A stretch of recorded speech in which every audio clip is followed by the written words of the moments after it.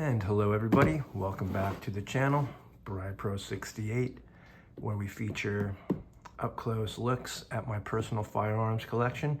As always, everything you see in my videos is owned by me, paid for by me, taxed, all that fun stuff.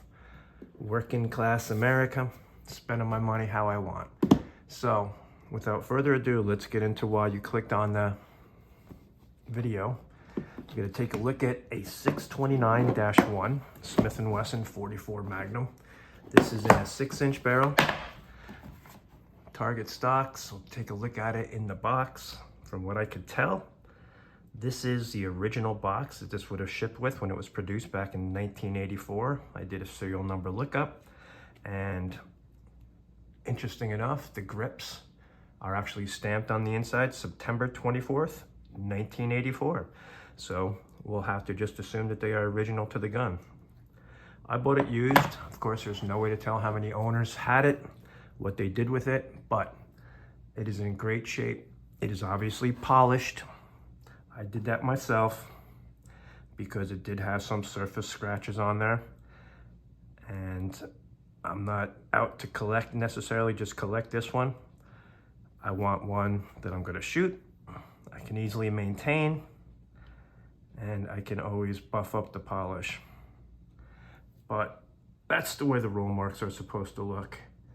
This little stamping thing that they do now is just atrocious.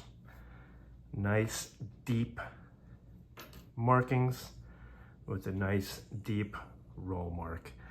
I actually buffed out the Smith & Wesson logo of my 629-8, I think.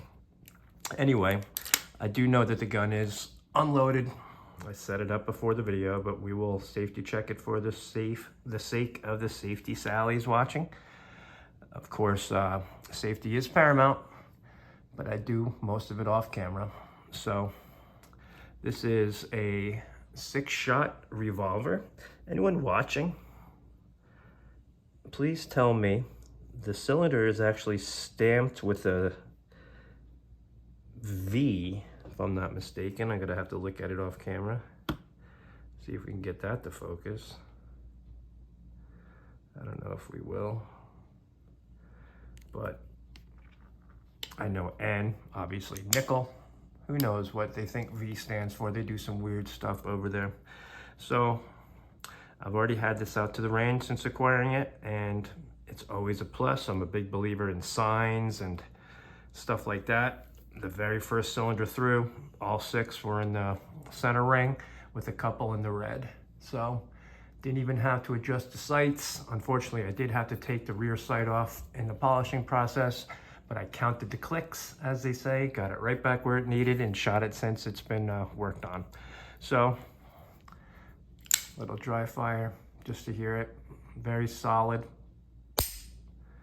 very crisp, double action. Very nice as well. Couldn't really ask for a better example. Very happy with this gun. It's always been a pleasure of mine to collect Smith & Wessons, and the fact that this one came with these original target grips in great shape was a plus. For what I paid for it, I would have expected it to have like Packmeyers or Hogues on there, but the fact that it was had the original targets was a plus. So anyway, as always, thanks for looking at my beautiful 1984 629-1. Now, there are no burn rings on this right now because after I did the polishing, I went out and shot a box through, and since I put all the work in and know it was going to be a while till I got to the range again, I just kind of buffed them out. But this is a shooting gun. It's not a sit in the safe and collect dust and hopefully value, but this one will get shot. Thanks for watching.